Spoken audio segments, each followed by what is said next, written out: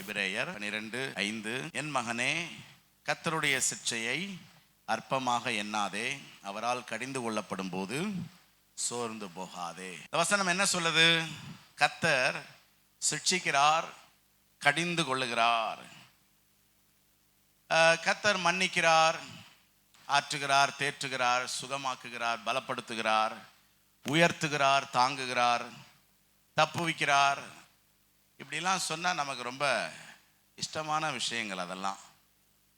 ஆனால் இன்னைக்கு கொஞ்சம் வித்தியாசமாக கர்த்தர் நம்மோடு இடைப்பட விரும்புகிறார். தேவன் என்ன செய்கிறார்? சிட்சிக்கிறார். சிட்சை என்பதற்கு ஆங்கிலத்தில் பனிஷ்மெண்ட், தண்டனை. தண்டனைன்னு ஒன்னே கடுங்காவல் தண்டனை, மரண தண்டனை, ஆயுள் தண்டனை அப்படி நம்ம புரிந்து கொள்ளக்கூடாது. ஆக்சுவலாக ஜெயிலில் கொடுக்கப்படுகிற இந்த தண்டனை எல்லாம் அவர்கள் தங்கள் தவறை திருத்திக் கொள்ள வேண்டும் என்பதற்காகத்தான். ஆனால் அப்படி யாரும் பனிஷ்மெண்ட் கொடுக்கறதில்ல. அந்த பனிஷ்மெண்ட்லாம் ரொம்ப கொடுமையாக இருக்குது.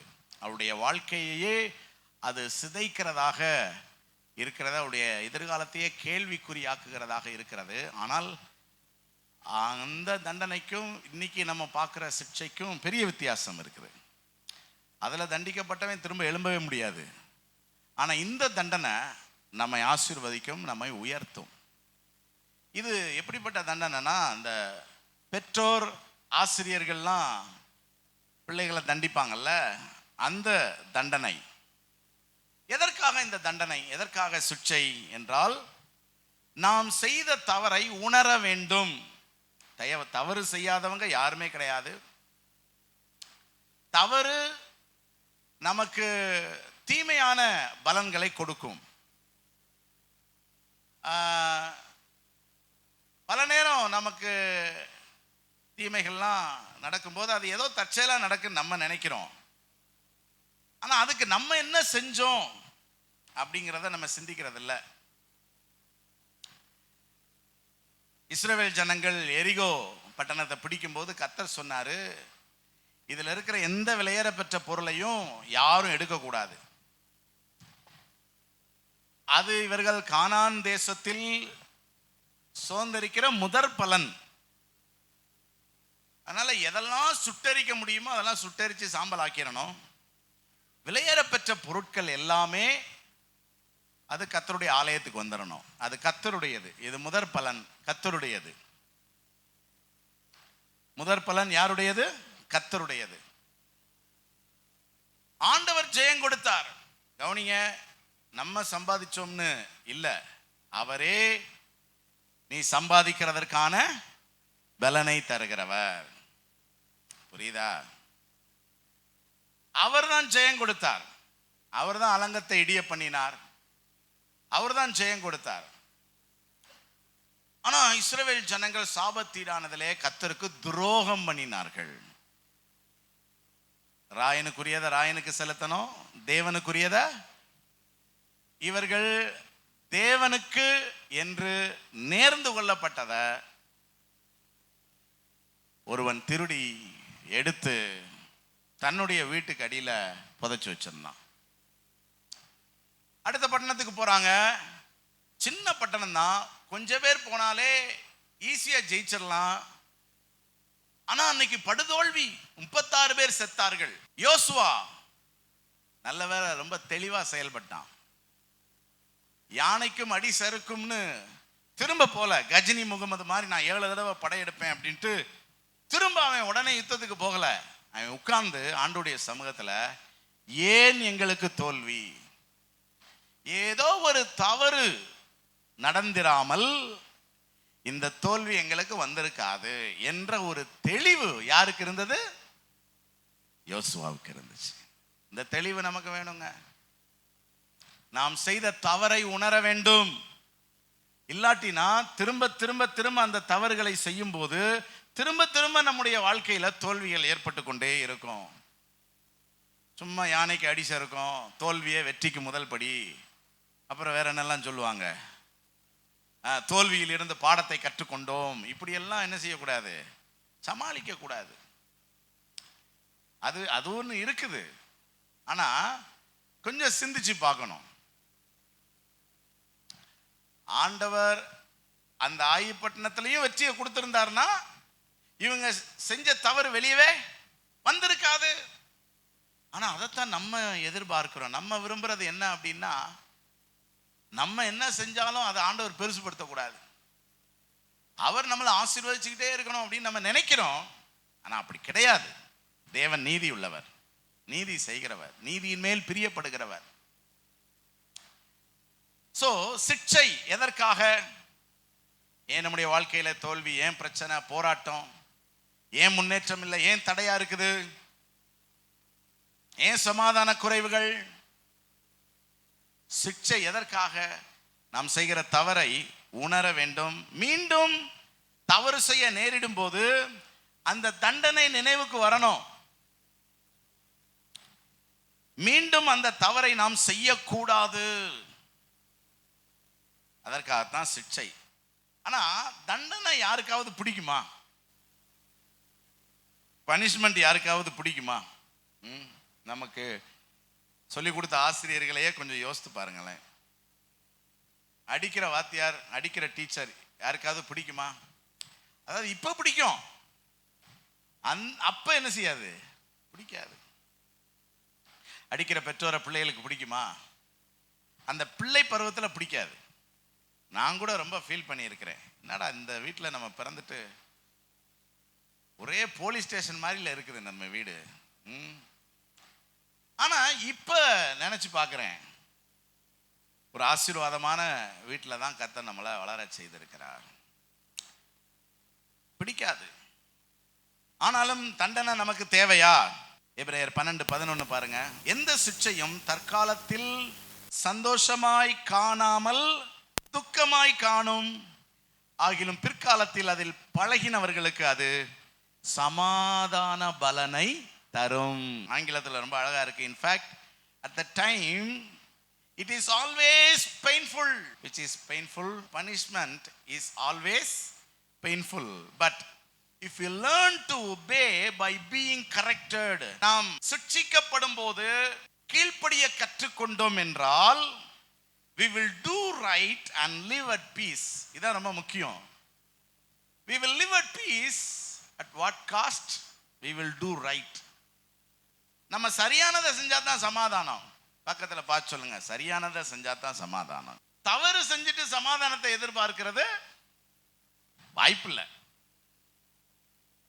அப்ப நாம் செய்கிற தவற ஏன் கர்த்தர் சுட்டி காட்டுகிறார், ஏன் அதற்கு சுட்சிக்கிறார், ஏன் அதற்கு சில தண்டனைகளை நம்மளுடைய வாழ்க்கையில கர்த்தர் அனுமதிக்கிறார் என்றால் நம்ம நல்லா இருக்கணுங்கிறதுக்காகத்தான், நமக்கு சமாதானம் வேண்டும் என்பதற்காகத்தான். 9th படிக்கும்போது ஒரு நல்ல ஆசிரியர், நல்ல ஆசிரியர்னா என்ன, கொஞ்சுவார். கொஞ்ச நாள் நமக்கு நல்ல ஆசிரியர் தானே, அதனால ஒழுங்கா படிக்கல. சயின்ஸ் ரொம்ப முக்கியமான வகுப்பு 9th, அதில் சயின்ஸ் ரொம்ப டஃப்பாக இருக்கும். அவர் ஒரு 3 மாசத்துல ஒரு ஆக்சிடென்ட் ஆயிடுச்சு அவருக்கு, அதனால அவர் பெட் ரெஸ்ட் ஆயிட்டாரு. 1 மாசம் வாத்தியார் யாரும் வரல. So June, July, August, September போச்சு. ஆமாம், இப்போ கிட்டத்தட்ட குவார்டர்லி முடிஞ்சிருச்சு. ரொம்ப புவராக இருக்கும் சயின்ஸில். நமக்கு அந்த வயசில் ரொம்ப சீரியஸ்னஸ்லாம் இருக்காதுல்ல, இப்படி போகணும்னா நம்ம 9th ஃபெயில் ஆயிடுவோம்லாம், அப்படியெல்லாம் உணர்வு இருந்தால் தான் நம்ம இந்நேரம் என்ன லா படித்து லாயர் ஆகிருக்கலாம், டாக்டர் படித்து டாக்டர் ஆகியிருந்திருக்கலாம். ஆமாம், ஸோ நமக்கு ஜாலியாக போகுது வகுப்பு. அப்புறம் ஒருத்தர் வந்தார், ஆள் கொஞ்சம் கட்டையாத்தான் இருந்தார், சின்ன பையன் மாதிரி தான், மீசை கூட லேசாக தான் அவருக்கு முளைச்சிருந்துச்சு. ஸோ அவர் பாடம் நடத்த ஆரம்பித்தார். நாங்கள் ஜாலியாக இருந்தோம். அவர் ஜோலியாக இருந்தார், நாங்கள் ஜாலியாக இருந்தோம். 1 வாரம் போச்சு. அவர் என்ன நடத்தினாருன்னே நமக்கு தெரியாது. ஏன்னா அவர் ரொம்ப சீரியஸாக நடத்திட்டு போவார், நாங்கள் அப்படி வேடிக்கை பார்த்துக்கிட்டு ஜாலியாக அப்படி போவோம். ஏன்னா அப்படி தான் 4 மாதம் பழகி இருக்கிறோம். ஏன்னா எங்களையும் குத்தம் சொல்ல முடியாது. அடுத்த திங்கக்கிழமை படிச்சுட்டு வாங்க, டெஸ்ட் அப்படின்னாரு, கிளாஸ் டெஸ்ட்டு அப்படின்னாரு. சரி, நாங்கள் வழக்கம் போல் வந்தோம். நாங்கள் சும்மா சொல்லன்னு நினச்சோம். நிறைய விஷயங்கள் பாஸ்டர் சொல்லும் போது அப்படி தான் நினைப்போம். பாஸ்டர் சும்மா சொல்றாரு. ஆமா, போன வாரம் கூட நான் சொன்னேன்னு நினைக்கிறேன், வசனத்தை ரொம்ப சீரியஸா எடுக்கணும் சொன்னேன்ல.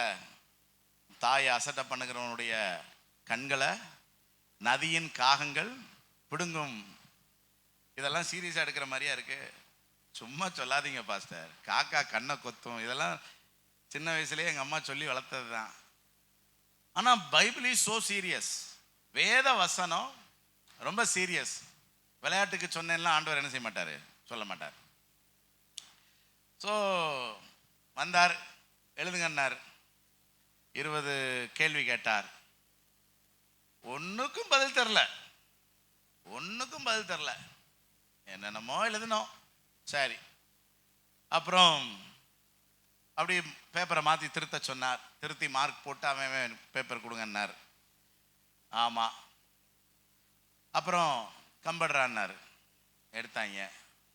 இப்போ 20க்கு 20 எலும்பு அப்படின்னாரு. ஒருத்தன்மை எலும்பலை. 19 அப்படின்னாரு.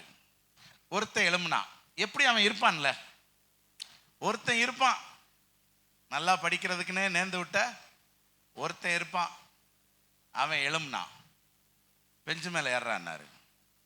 ஏறினா சட்டையை தூக்குடான்னாரு. தூக்குனா வச்சுக்கிட்டு ஒரு இருக்குனாரு பாருங்க.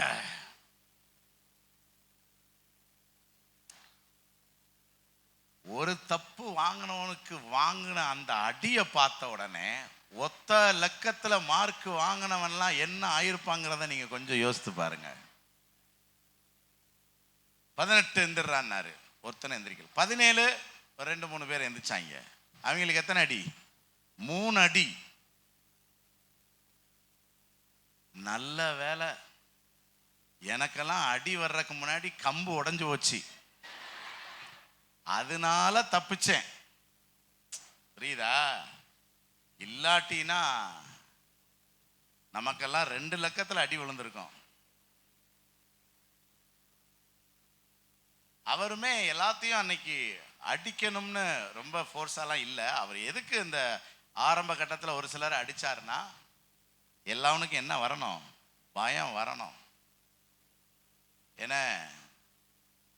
ஏன்னா அந்த காலத்தில் நான் ரொம்ப ஒல்லியா இருப்பேன். என்னையெல்லாம் 10 அடி அடிச்சா முடிஞ்சு. அதனால அந்த அடிக்கெல்லாம் தாங்க மாட்டோன்னு தெரியும் அவருக்கு. அதனால பயம் வரணுங்கிறதுக்காகத்தான் ஒரு 4 5 15 மார்க் வரைக்கும் அடிச்சாரு. 4 5. ஆனா அடினாலும் தர்ம அடி. ஆனா எனக்கு ரொம்ப சிரிப்பு, நல்லா படிக்கிறவன்லாம் இருக்கான்.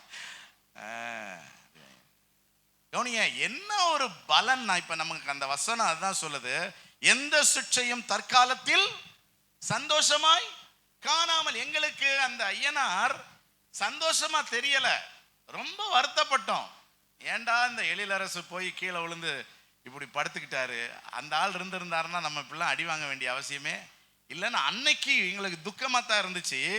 ஆனால் நாங்க 9ஆம் வகுப்பு பாஸ் ஆனதே அந்த ஐயனாரால தான். புரியுதா நான் சொல்றது? பாஸ் ஆனதே யாரால தான்? அவரால் தான். அவர் மட்டும் எங்களுக்கு வாத்தியாரா வரலன்னு வச்சுக்கோங்களேன், நாங்க என்ன இருந்திருப்போம்? ஃபெயிலா போயிருந்திருப்போங்க. அதுதான் வசனம் சொல்லுது, தெளிவா சொல்லுது. வசனம் என்ன சொல்லுது பாருங்க, பிற்காலத்தில் அது சமாதான பலனை தரும்.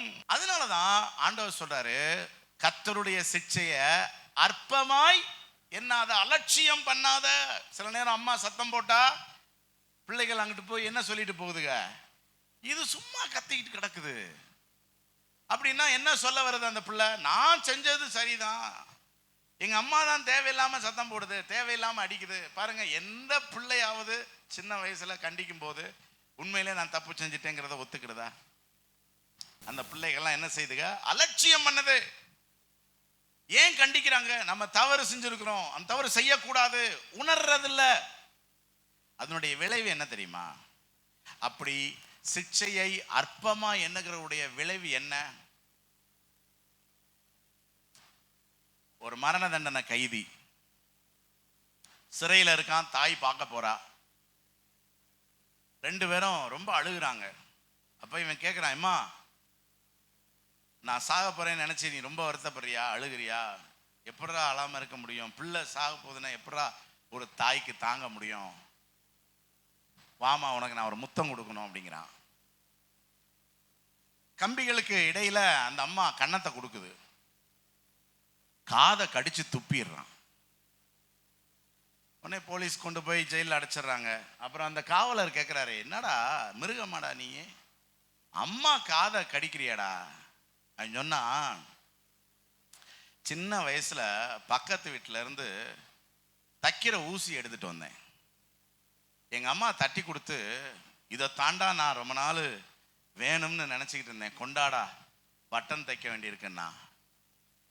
பக்கத்து வீட்டுல இருந்து டம்ளர் எடுத்துட்டு வந்தேன், எங்க அம்மா பாராட்டினா. அப்ப இது நல்லதுன்னு எனக்கு தோணுச்சு, அதனால பக்கத்து வீட்டுல இருந்து ஒரு நாள் செயின் எடுத்துட்டு வந்தேன். எங்க அம்மா என்னைய கடவுள் கொடுத்த தவண்டா நீ அப்படின்னு என்னைய மெச்சிக்கிட்டா. அதுல இருந்து நான் திருட ஆரம்பிச்சேன் சார். சில சந்தர்ப்பங்கள் என்ன கொலைகாரனாகவும் மாத்தி இன்னைக்கு இந்த மரண தண்டனை கைதியா என்னைய கொண்டு வந்து வச்சிருக்குது. ஆக்சுவலா சாக வேண்டியது நான் இல்லை, எங்க அம்மா தான். எங்க அம்மா மட்டும் என்னை அந்த வயசுல நான் செய்த தவற கண்டிச்சு அடிச்சு என்னை வளர்த்திருந்ததுன்னா நான் இன்னைக்கு ஒரு யோக்கியமான மனுஷனா இந்த உலகத்துல வாழ்ந்திருப்பேன். நான் இப்படி ஒரு மரண தண்டனை கைதியா சிறையில் இருக்க வேண்டிய அவசியம் இல்லை. ஸோ நான் இருக்க வேண்டிய நிலைக்கு எங்க அம்மாவுடைய ஒரு காது இல்லை, 2 காதை கடிச்சு துப்புனாலும் அது நியாயம்தான் அப்படின்னு பாருங்க. அம்மா சிட்சியாத பிள்ளையும் அம்மா சிக்ஷைய அற்பமா எண்ணுகிற பிள்ளையும் ஒண்ணுதான்.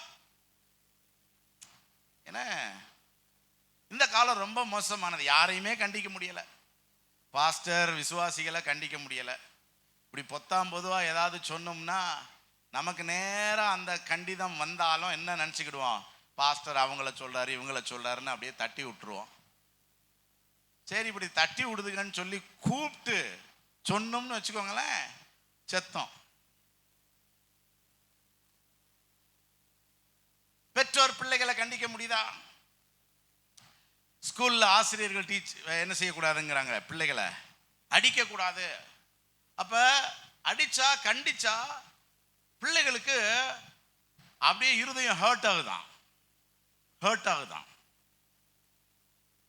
பாருங்களேன், சில பிள்ளைகள் தற்கொலை கூட செஞ்சுக்கிறாங்க, அதுக்கு பயந்து யாரும் கண்டிக்க மாட்டேங்க. அப்ப பாருங்களேன் என்ன மோசமான காலம். அதாவது நான் தற்கொலை கூட செஞ்சு சாவேன், நீ சொல்றத நான் என்ன செய்ய மாட்டேன், கேட்க மாட்டேன்னா அது எவ்வளவு பெரிய இருதய கடினம்னு கொஞ்சம் யோசித்து பாருங்க.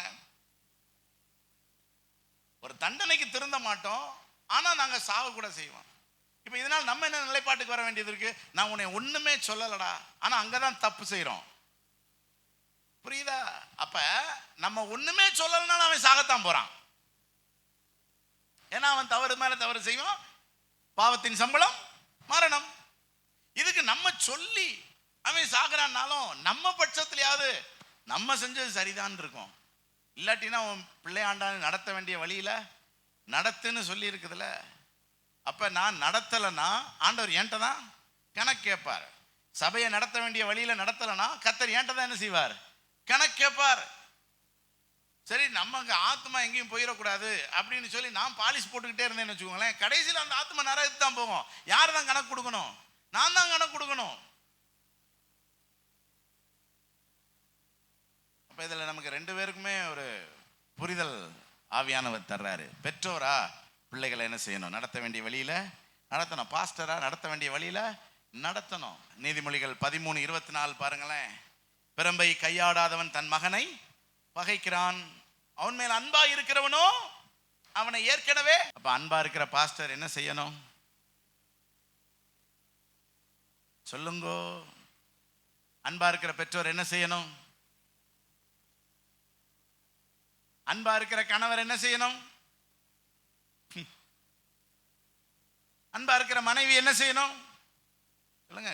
கணவன் மனைவி, மனைவி கணவன், ஒருவரை ஒருவர் நாம் திருத்துவதற்கு நமக்கு ஒரு உத்தரவாதம் என்ன செய்யுது இருக்கு. கணவன் எப்படியும் போறான்னு மனைவி இருக்க கூடாது, மனைவி எப்படியும் போகுதுன்னு கணவன் இருக்க கூடாது.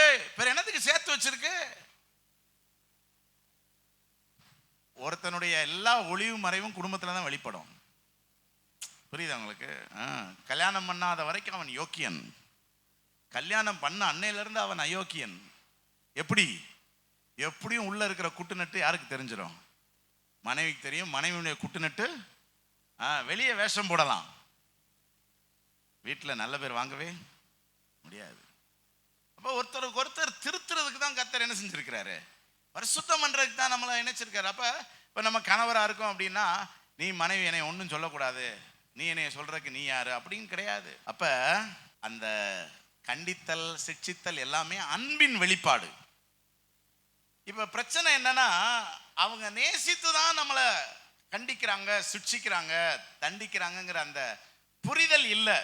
நீதிமொழிகள் 3:12 பாருங்க. தகப்பன் தான் நேசிக்கிற புத்திரனை சிட்சிக்கிறது போல கர்த்தரும் எவனிடத்தில் அன்பு கூறுகிறாரோ அவனை என்ன செய்கிறார்? எத்தனை பேர் கர்த்தர் உங்களை நேசிக்கணும்னு விரும்புறீங்க? கொஞ்ச மாட்டார்.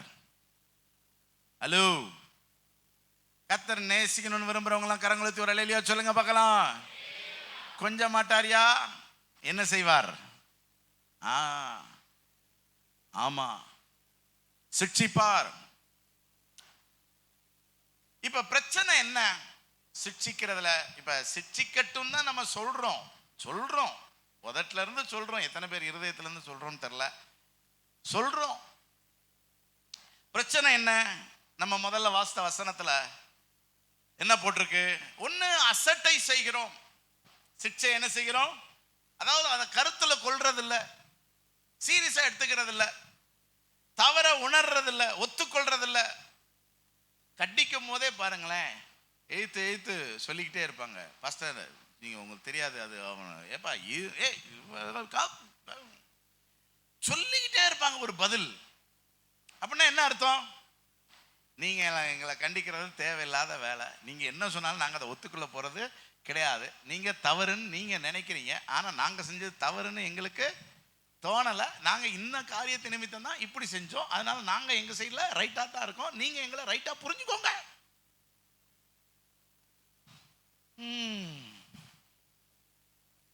இரண்டாவது, சோர்ந்து போகிறோம்.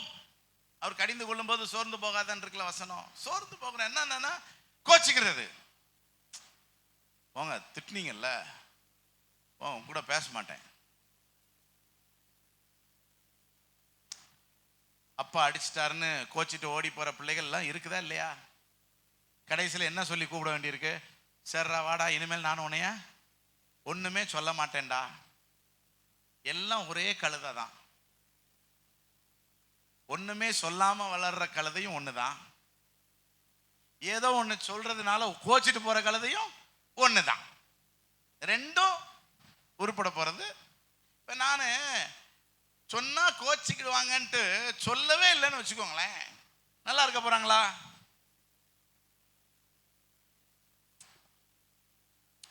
இதாங்க பிரச்சனை. என்ன,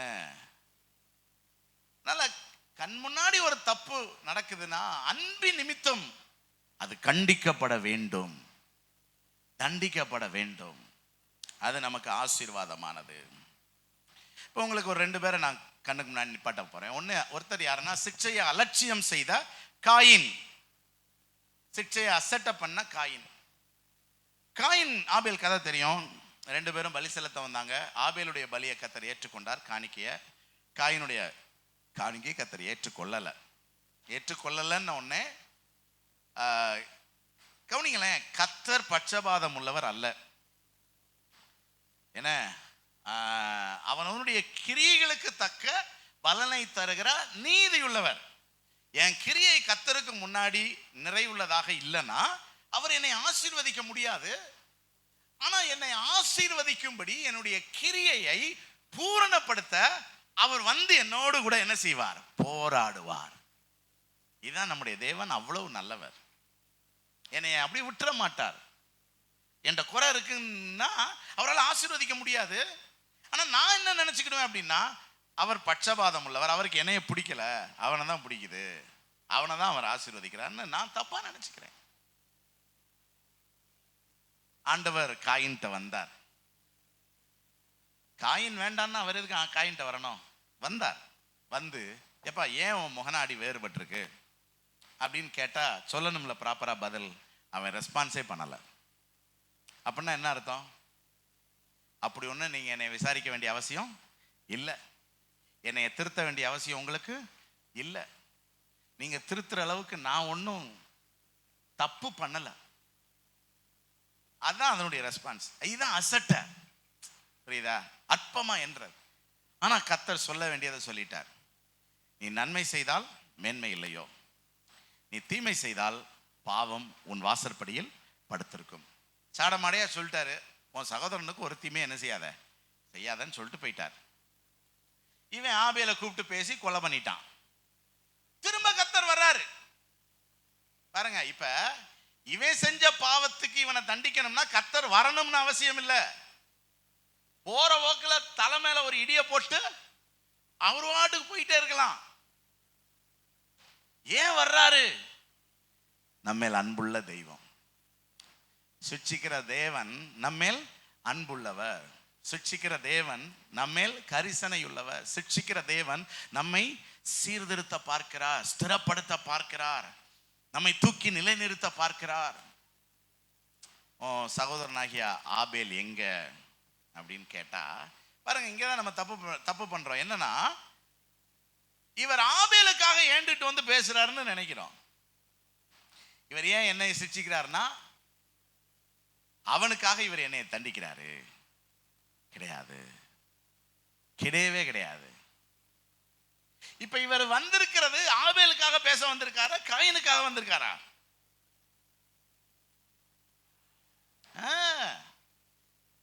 புரியுதா? ஆபேல் தான் போயிட்டான்ல, இனி அவனுக்கு பேசி என்ன பிரயோஜனம்?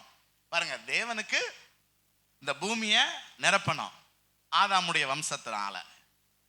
ஆதாமுக்கு 2 பிள்ளைகள், காயின் ஆபேல். இப்ப ஆபேல் இல்லைன்னு ஆயிப்போச்சு. இப்ப யார் மூலம் தான் வம்ச விருத்தி ஆகணும்? காயின். காயின் தான் தேவபக்தி உள்ள சந்ததியை பெற்றெடுக்கணும்.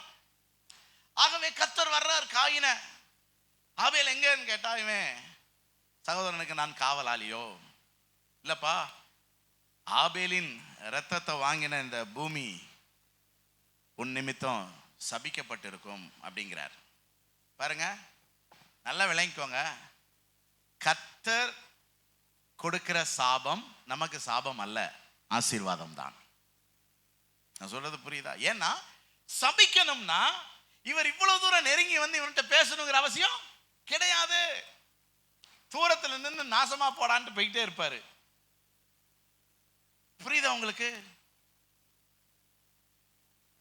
அதனாலதான் பெற்றோருடைய சாபமும் பிள்ளைக்கு என்ன கிடையாது. சில நேரம் பிள்ளைகளை திட்டும் போது பிள்ளைகள் என்ன சொல்லுது, இன்னும் சபிக்கிறீங்க நீங்க அப்படிங்குது. இல்ல, ஒரு பழமொழி சொல்லுவாங்கல்ல, கோழி மிதிச்சு குஞ்சு சாகாது.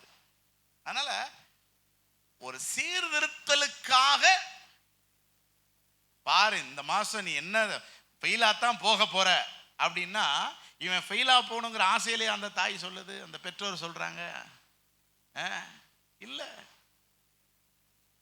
அவனுக்கு ஏதாவது ஒரு உணர்வு வரணும், அந்த உணர்வுக்காகத்தான். உடனே பிள்ளைகள் என்ன சொல்லும், இன்னும் சபிக்கிறீங்க, உங்க வாயிலிருந்து நல்ல வார்த்தை வரணும்ல. இன்னைக்கு மக்கள் அப்படித்தான் எதிர்பார்க்கிறாங்க. பாஸ்டர் ஆசீர்வதிச்சுக்கிட்டே இருக்கணும், நீங்க நல்லா இருப்பீங்க, ஆமா உங்க கையில கோடி கோடியா பொருளும், நீங்க நல்லா தூங்குவீங்க, பொருளுவீங்க, சீரியல் பார்ப்பீங்க, சினிமா பார்ப்பீங்க, அநியாயம் பண்ணுவீங்க, அக்கிரமம் பண்ணுவீங்க, கெட்ட வார்த்தை பேசுவீங்க, ஒரு அரட்டை அடிப்பீங்க, லூட்டி அடிப்பீங்க, எல்லாம் செய்வீங்க, நீங்க நல்லா இருப்பீங்க, நீங்க சமாதானமா இருப்பீங்க, நீங்க கோடா கோடியாய் பெருகுவீங்க. எங்கேயாவது லாஜிக் நமக்கு ஒத்து வருதா?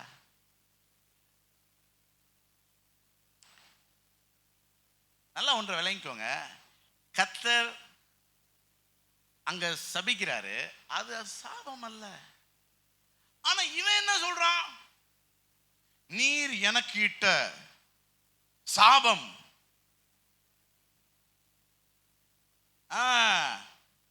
அது நம்ம 4:13 பாருங்க. காயின் கர்த்தரை நோக்கி, எனக்கு இட்ட தண்டனை என்னால் சகிக்க முடியாது, இன்று என்னை இந்த தேசத்திலிருந்து, அடப்பாவி, இவனை எங்க கர்த்தர் துரத்தினாரு? புரியுதா? உடனே எதிரி ஆக்கிடுறது. நம்மளை கண்டிக்கிறவங்க, நம்மளை சிட்சிக்கிறவங்க, நம்மளை சீர்திருத்த பார்க்கிறவங்களை யார் ஆக்கிடுறது?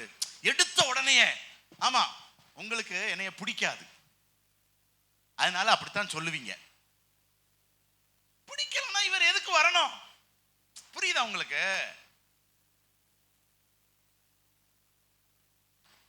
சிக்ஷையை அசட்டை பண்ணுகிறவர்கள் இப்படி எல்லாம் பண்ணுவாங்க. நம்ம அப்படி செய்யக்கூடாதுங்கிறக்காக தான் ஆவியானவர் நம்மோடு இடைப்படுகிறார். இப்ப இந்த சாபம் ஆசீர்வாதங்கிறத நான் உங்களுக்கு சொல்றேன். ஆதாம ஆண்டவர் சொன்னாரு, வியர்வை சிந்தி பலனை நீ என்ன செய்வ, சம்பாதிப்பன்னு சொன்னாரா இல்லையா? வேதத்துல ஆங்கிலத்துல என்ன போட்டிருக்கு அப்படின்னா, by the sweat of your brow you will produce food. So எப்படி சம்பாதிப்ப? வியர்வை சிந்தி சம்பாதிப்ப. இது சாபமா ஆசீர்வாதமா சொல்லுங்க? எங்க வியர்வை சிந்துறது சாபமா ஆசீர்வாதமா? ஆசீர்வாதம். இப்ப ஆதாம அவர் சபிக்கணும்னா தோட்டத்துக்கு வெளியே நின்னுட்டு ஒளிஞ்சு போடா சொல்லிட்டு போயிட்டே இருந்திருக்கலாம். இவ்வளவு நெருங்கி பேசி அவனுக்குன்னு ஒரு பலி செலுத்தி அவனுடைய நிர்வாணத்தை மூடி பத்திரமா கொண்டு போய் மறு வீட்டுல வச்சுட்டு போனாருங்க.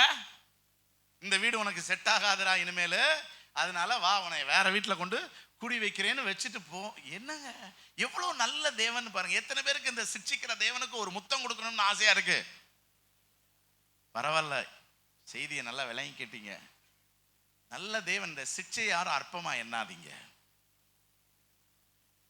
கண்டிப்பை யாரும் அற்பமா எண்ணாதீங்க. கண்டிப்பை நீங்க சீரியஸா எடுத்தீங்கன்னா, ஆலோசனைகளை சீரியஸா எடுத்தீங்கன்னா, சிட்சைய தண்டனையை சீரியஸா எடுத்தீங்கன்னா அது பெரிய ஆசீர்வாதம். இப்ப வியர்வை சிந்துறது ஆசீர்வாதம். இன்னைக்கு பிரச்சனை என்ன? வியர்வை சிந்துறத சாபம் நினைக்கிறோம், குனிஞ்சு நிமிர்ந்து வேலை பார்க்கறத சாபம் நினைக்கிறோம். கடைசியில அது உண்மையிலேயே நமக்கு சாபமாவே என்ன செஞ்சிருது, மாறிடுது. 40 வயசுக்கு அப்புறம் இடுப்பு நகர மாட்டேங்குது, காலு தூக்கி வைக்க முடியல. என்ன ஒரு இதுல ஒரு கார்ல இருந்து ஒருத்தர் இறங்குறாரு, அவருக்கு 60 வயசு, இறங்குறாரு. பேரப்பிள்ளை சின்ன பையன், அவன் கார்ல இருந்து இறங்கி வேகமா போறான். இவரு இறங்கினவரு ஸ்லிப் ஆகி விழுந்துட்டார். அவன் ரோட்டுக்கு போறான், அங்க ஒரு பெரிய வண்டி வருது. இவர் எந்திரிச்சு போய் அவனை தூக்க முடியல. இது என்னது? இது சாபம். ஐயாவுக்கு ஏன் இந்த சாபம் தெரியுமா? இவர் உடற்பயிற்சி செய்யறதில்ல, குனிஞ்சு நிமிர்ந்து வேலை பார்க்கறது இல்ல, நல்லா சாப்பிட்றது, தூங்குறது. இது ஆசீர்வாதமா? ஆக்டிவா அவரால் என்ன செய்ய முடியல, இருக்க முடியல. சரி, அடுத்த இதுக்கு போவோம். அந்த பிள்ளையை பெற்றெடுக்கும் போது உன் கற்ப வேதனை பெருகும்னு சொன்னார். இது ஆசீர்வாதமா சாபமா? உனக்கு நார்மல் டெலிவரி ஆகும் சொல்லி இருக்கிறாரு. ஆசீர்வாதமா சாபமா? வேணுமா வேண்டாமா? முடிஞ்ச ஆட்கள்கிட்ட கேட்கலங்க, உங்க பிள்ளைகளுக்கு அடுத்து ஆகணும்ல. அதனால labour pain is a blessing. யோவான்லயும் ஆண்டவர் சொன்னார், ஒரு ஸ்திரீ பிள்ளையை பெற்றெடுக்கும் போது அவர் ரொம்ப கற்ப வேதனை என்ன செய்யறா படுறா, அதுல உங்கள் துக்கம் சந்தோஷமாய் மாறுங்கிற வார்த்தை வருது. பிள்ளையை பெற்றெடுத்தோடனே ஒரு பிள்ளை பிறந்தான்கிற சந்தோஷத்துல அந்த வேதனை அவன் என்ன செய்யறா. So it is a blessing. பெயினே இல்லாத வாழ்க்கை, இட்ஸ் a curse. அது கல்லறை தான். கல்லறையில தான் என்ன இருக்காது, பெயினே. அடுத்து ஒரு பெரிய வெளிப்பாடு நான் சொல்றேன். உன் ஆசை உன் புருஷனை பற்றி இருக்கும். இது சாபமா ஆசீர்வாதமா? இது ஆண்டவர் கொடுத்த சாபம் தான். ஆனா அது எவ்வளவு ஆசீர்வாதம் தெரியுமா? எங்க ஒத்துக்கொள்ளுகிற பெண்கள் எல்லாம் கரங்களை எடுத்து அல்லேலூயா சொல்லுங்க பார்க்கலாம். இது எதிர்பார்த்தது தான். விளையிக்கோங்க, விளையிக்கிட்டீங்கன்னா நல்லா இருக்கலாம், அவ்வளவுதான். So for the conclusion, ஆண்டவர் காயினை சபிக்கிறார் என்றால் அது ஆசீர்வாதம். ஆனா அவன் என்ன எடுத்துக்கிறான்? அதுக்கப்புறமா ஆண்டவர் என்ன சொன்னார் தெரியுமா? காயினை கொல்லுகிற எவன் மேலும் 7 பழி சுமரும் சொல்லி அவனுக்கு ஒரு அடையாளத்தை போட்டு ஒருத்தனை இவனை கொல்லக்கூடாதுன்னு சொன்னாருங்க. அப்புறமாவது இவன் ஆண்டவர்ட்ட இருந்தான்னா இல்ல, அவன் என்ன செய்யறான், தேவனுடைய சமூகத்தை விட்டு விலகி போனா. முடிஞ்சு. இவன் மூலமா ஒரு பக்தியுள்ள சந்ததி வந்திருக்கணும், கர்த்தர் அவனை விலக்கி போட்டா. இப்ப அந்த ஆசீர்வாதத்துக்கு அபாத்திரமாய் போனதற்கான காரணம் என்ன? ஆண்டவர் அவனை சிட்சித்து சீர்படுத்த வந்தார். அவன் சிட்சைய அற்பமா எண்ணினான். அவர் சிட்சிக்கும் போது, கடிந்து கொள்ளும் போது அவன் சோர்ந்து போனான். அது நிமித்தம் கர்த்தர் அடுத்து சேத்தின் வம்சத்தை தெரிந்து கொண்டார். இன்னொரு மனுஷன் இருக்கிறான், சிட்சையை சந்தோஷமா ஏற்றுக்கொண்டவன். அவன் தான் தாவீது. அவனை கர்த்தர் என் இருதயத்துக்கு ஏற்றவன்னார். என்னன்னா, எனக்கு தாவீதை ரொம்ப பிடிக்கும்னாரு. தாவீது பெரிய பரிசுத்தவான் கிடையாது. நல்ல ஒண்ணா விளங்கிக்கோங்க, நம்ம யாருமே தேவதூதர்கள் கிடையாது. நம்ம எல்லாரும் பல விஷயங்களிலே தவறுகிறவர்களா இருக்கிறோம். அந்த தவறுகளுக்கு நமக்கு சில தீமையான விளைவுகள் ஏற்படுகிறது. ஆண்டவர் அந்த தவறுகளை திருத்த நம்மை சிட்சிக்கிறார், உணர்த்துகிறார், கடிந்து கொள்ளுகிறார். தாவீதினுடைய 2 பெரிய பாவம் பைபிள்ல இருக்குது. 2லையுமே அவன் சிட்சையை சந்தோஷமா ஏற்றுக்கொண்டான். அதான் தேவனுக்கு தாவீதிட்ட ரொம்ப பிடிச்சிருந்தது. பத்சேபாள் இடத்திலே பாவம் செய்த போது பத்சேபாள் மூலமா பிறந்த பிள்ளையை கர்த்தர் அடித்தார். இவனுக்கு புரிஞ்சிருச்சு. ஆண்டவருடைய சமூகத்துல ஒத்துக்கொண்டான், அறிக்கை செய்தான், ஜெபித்தான். ரொம்ப சின்சியரா பிரேயர் பண்ணா 51 சங்கீதத்துல அந்த டீடைல் இருக்கு. 7 நாள் உபவாசிக்கிறான். டெய்லி காலைல 6 மணிக்கு வந்து சாஷ்டாங்கமா விழுந்து கிடப்பாங்க. நம்ம எல்லாம் இப்படி படுத்தோடனே தூங்கிடுவோம். அவன் தூங்கல. அவனுக்கு ஒரு மன போராட்டம், மன வேதனை. அது எவ்வளவு கஷ்டம் தெரியுமா? தண்ணி குடிக்க, சாப்பிட கூட எழும்பல, வேற எதுக்குமே எழும்பல. 12 மணி நேரம் ஒரே பொசிஷன்ல கிடப்பான். 7வது நாள் பிள்ளை செத்து போச்சு. எல்லாம் என்ன நினைச்சாங்கன்னா, பிள்ளைக்காக இவ்வளவு அவன் ஜெபம் பண்றான், அப்ப பிள்ளை செத்து போச்சுன்னு தெரிஞ்சா ஐயோ தாங்க முடியாத வேதனை அடைஞ்சி மார்பிளையும் தலையிலையும் அடிச்சுட்டு அங்கலாய்ப்பான்னு நினைச்சாங்க. யாருமே அவன்கிட்ட போய் சொல்ல தைரியம் இல்லை. அதனால அப்படியே சலசலன்னு பேசிக்கிட்டு இருக்கிறாங்க. இவனுக்கு புரிஞ்சிருச்சு. சாயந்தரம் 6 மணி ஆச்சு. வேஞ்ச வெளியே வந்து பிள்ளை செத்துருச்சான்னு கேட்டான். செத்துருச்சின்னாங்க. போனான், குளிச்சான், நல்லா ஃபேஸ் வாஷ் பண்ணி இது சவரம்லாம் பண்ணிட்டு வந்து ஃப்ரெஷ்ஷாக உட்காந்து சாப்பாடு கொண்டு வாங்கன்னா நல்லா சாப்பிட்டான். அவன்கிட்ட கேட்டாங்க, என்ன நீங்கள் பிள்ளை வியாதியாக இருக்கும்போது ரொம்ப துக்கமாக இருந்தீங்க, செத்துருச்சின்னு சந்தோஷமா இருக்கீங்க அப்படின்னாங்க. வியாதியாக இருக்கும்போது கர்த்தர் ஒருவேளை இறங்குவாருன்னு நான் அவருடைய முகத்தை நோக்கி பார்த்தேன். செத்ததுக்கு அப்புறம் நான் தான் அந்த பிள்ளைகிட்ட போகணுமே தவிர அந்த பிள்ளை என்கிட்ட என்ன செய்யாது, வராது அப்படின்னு ஒரு லாஜிக்காக ஒரு பதில் சொன்னான். ஆனால் பின்னணியில் ஒரு உண்மை என்னன்னா, கர்த்தர் கொடுத்த தண்டனையை சந்தோஷமா ஏற்றுக்கொண்டான். பாருங்க, அதுக்கப்புறம் தான் கர்த்தர் அவளுக்கு சாலமோனை கொடுத்தார். ஏங்க, அந்த சாலமோனை ஆண்டவர் இப்படி ஆசீர்வதிக்கிறதுக்கு என்னங்க காரணம்? பல நேரம் நான் யோசித்து பார்ப்பேன். ஒரு ஞானத்தில் குறைவுள்ளவனா இருந்தார், சம்பூர்ணமாய் கொடுக்கறதை கேட்க கடவுள். நம்மளும் கேட்காமலா இருக்கும் ஞானம். அவனுக்கு கேட்ட ஞானத்தையும் கொடுத்தாராம், கேளாத நமக்கு கேட்டதை என்ன செய்ய மாட்டேங்குது. அப்ப சும்மா இல்ல தேவன் காம்பன்சேட் பண்றவர். நீங்க உண்மையிலேயே தவற உணர்ந்து ரொம்ப ஃபீல் பண்ணிட்டீங்கன்னா, அவர் கொடுத்த தண்டனைக்கு கூட அவர் என்ன செய்வாரு, ரொம்ப ஃபீல் பண்ணுவாரு, உங்களை அதிகமா ஆசீர்வதிச்சு விட்டுருவாரு. புரியுதா உங்களுக்கு? ஆமாங்க, எவ்வளவு நல்ல தெய்வம் பாத்தீங்களா? அதனாலதான் ஆண்டவர் சாலமோனை பயங்கரமா ஆசீர்வதிச்சார். ஏன்னா தாவீது செஞ்ச தப்புக்கு கிடைச்ச தண்டனைய சந்தோஷமா. இன்னொரு இன்சிடென்ட்ல அவன் இலக்கம் பார்க்கிறான். தப்பு இல்ல, சென்சஸ் எடுக்கிறது தப்பு இல்ல.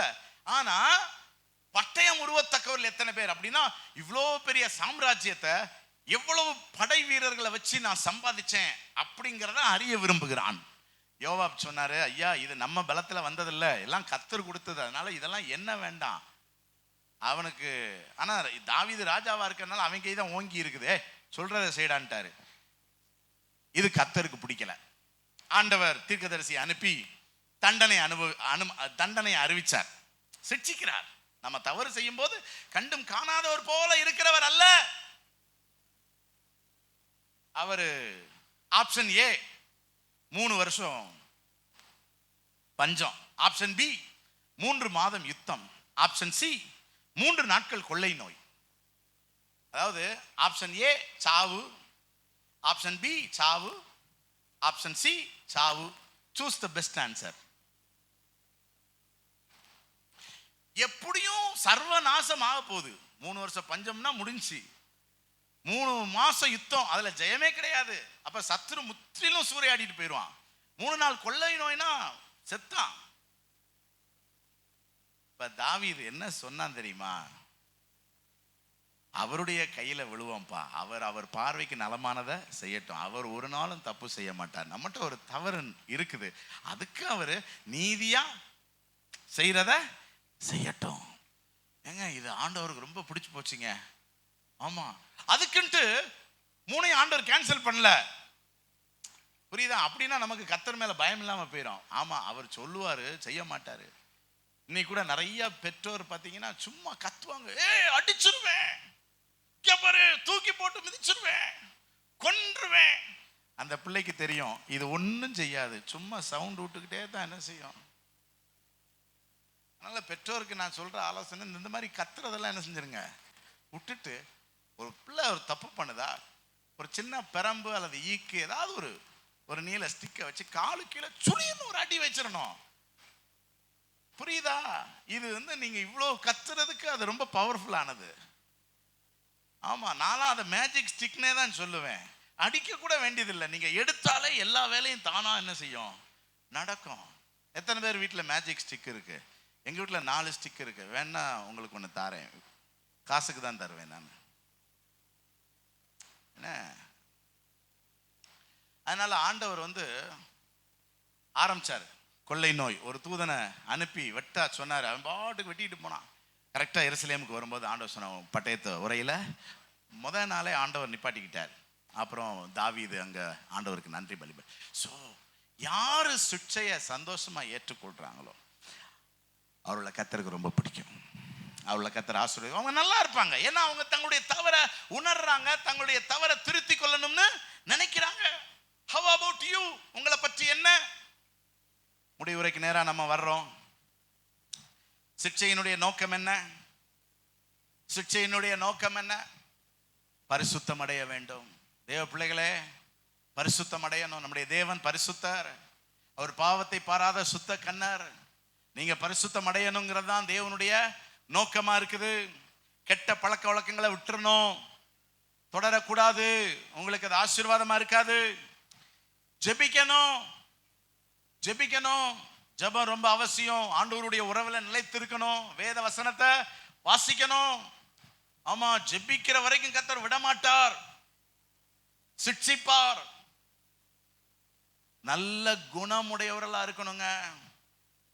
ஆமா, ஏன் சிலருடைய வாழ்க்கையில முன்னேற்றம் இல்லை, ஏன் சமாதானம் இல்லை, ஏன் போராட்டம் பிரச்சனை? நிறைய பேர் இதை ஏதோ ஒரு தற்செயலான விஷயமா நினைக்கிறாங்க. ஆமா, எனக்கு ஆவியில சபையை குறித்து தேவன் கொடுத்த பாரம் இதுதான் இருக்கு. பிரச்சனை, போராட்டம், நெருக்கம், சமாதான குறைவுகள், சண்டைகள், சஞ்சலங்கள் இருக்குது. ஆனாலும் ஜெபிக்க வர்றதில்ல, கர்த்தரை தேடுறதில்ல, கர்த்தருக்கு உண்மையா இருக்கிறதில்ல, பரிசுத்தமா இருக்கிறதில்ல. அப்படின்னா அவங்க என்ன நினைக்கிறாங்க, வீட்டுக்கு வீடு வாசப்படி, எல்லா வீட்லயும் தான் பிரச்சனை இருக்கு, நம்ம வீட்லயும் பிரச்சனை இருக்கு. இல்லையா, உன் வீட்டுல இருக்கிறது சிக்ஷை. தேவன் ஒரு நாளும் வெளியே இருக்கிற ஆட்களை சிக்ஷிக்க போறது கிடையாது.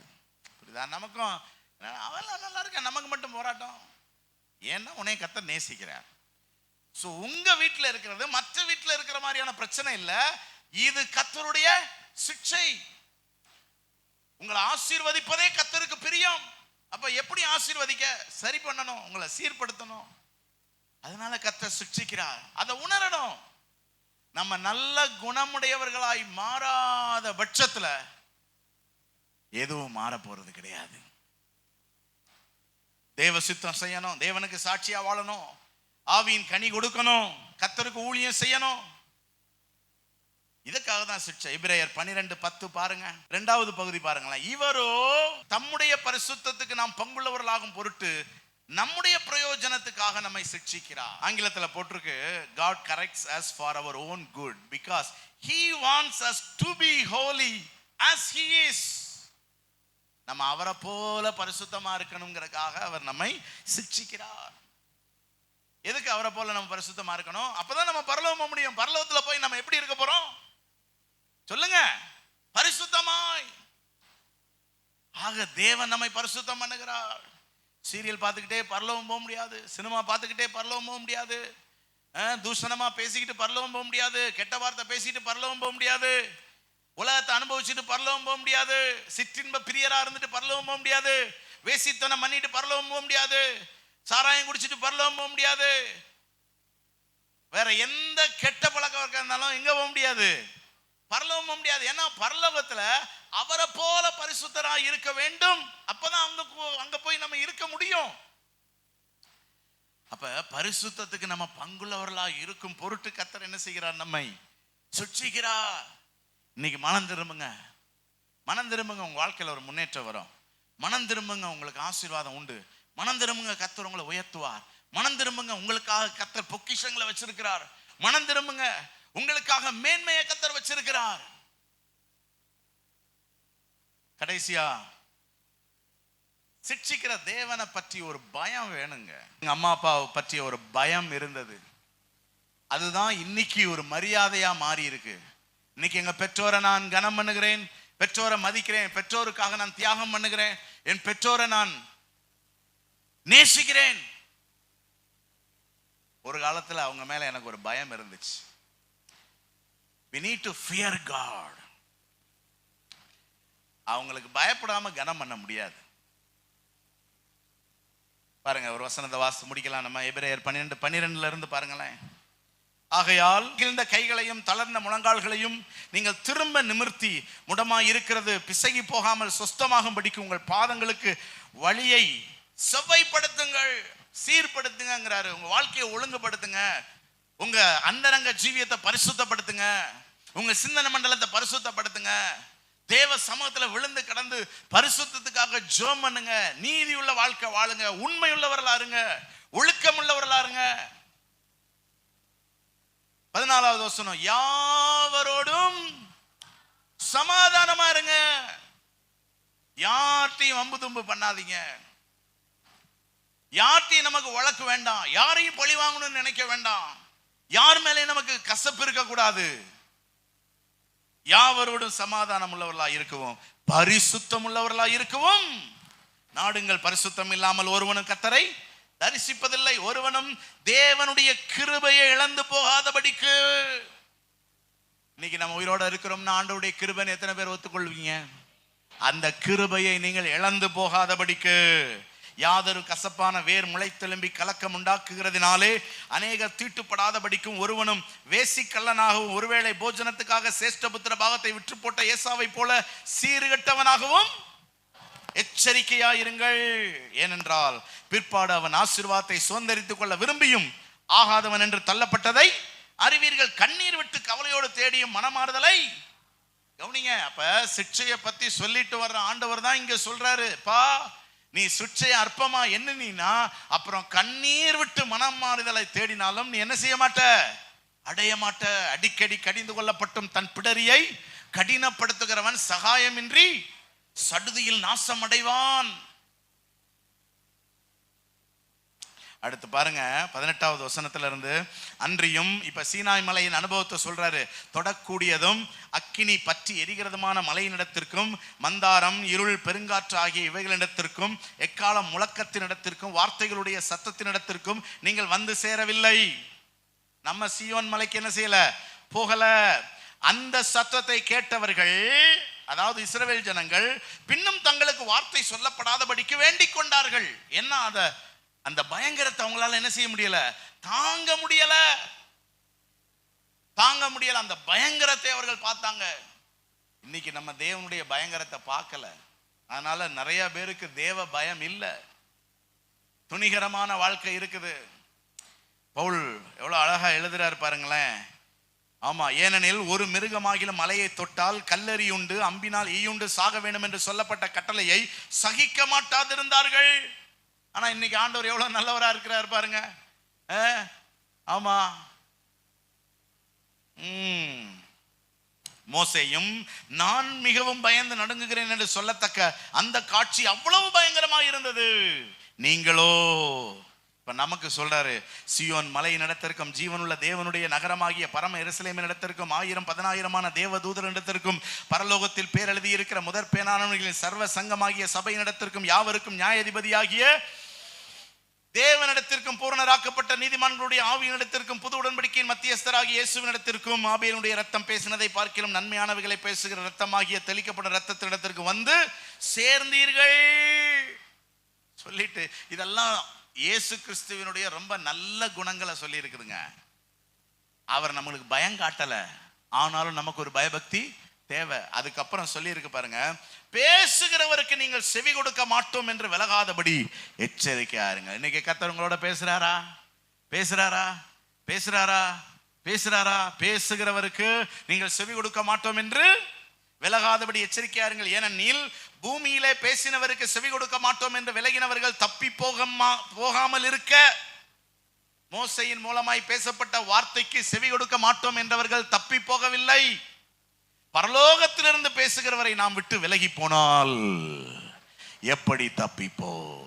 இன்னைக்கு கர்த்தர் எங்க இருந்து பேசுறாரு நம்ம கூட சொல்லுங்க? சீனாய் மலையிலிருந்து அல்ல, பரலோகத்திலிருந்து பேசுகிறார். எத்தனை பேருக்கு பரலோக சத்தம் கேட்குது? உங்களை நேசிக்கிற தேவன் பேசுகிறார். உங்களை உயர்த்த விரும்புகிற தேவன் பேசுகிறார். உங்களுக்காக நல்ல எதிர்காலத்தை வைத்திருக்கிற தேவன் பேசுகிறார். நீ இப்படியே போனீன்னா அந்த எதிர்காலத்தை பெற முடியாதப்பா. நீ இப்படியே இருந்தீன்னா உன் தலைமுறை ஆசீர்வதிக்கப்படாதம்மா. உனக்கு இருக்கிற அந்த சின்ன சின்ன சிற்றின்ப ஆசைகளை விட்டு பரிசுத்த மட, பைபிளை ஒழுங்கா வாசி, சத்தியத்துல நிலைத்திரு, கர்த்தருக்கு வைராக்கியம் பாராட்டு, பிள்ளைகளை சத்தியத்துல நடத்து, ஒழுங்குக்குள்ள நடத்து, சபைக்குள்ள நடத்து, ஸ்ட்ரிக்டா நடத்து. கர்த்தர் பரலோகத்திலிருந்து பேசுகிறார்.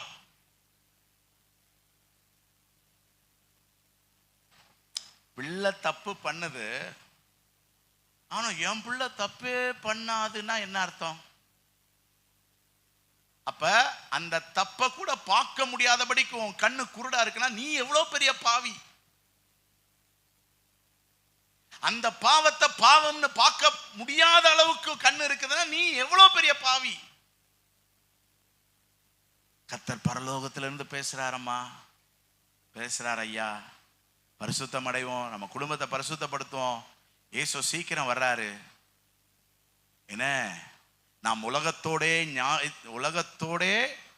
ஆக்கினைக்குள்ளாக தீர்க்கப்படாதிருக்கும்படி கர்த்தரால் சிட்சிக்கப்படுகிறோம்.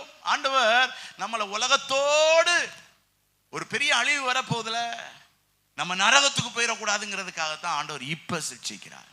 இப்ப இன்னைக்கு கொஞ்சம் இந்த செய்தி கடிந்து கொள்ளுதல் கேதுவா தானே இருக்குது, கொஞ்சம் கஷ்டம்தான்.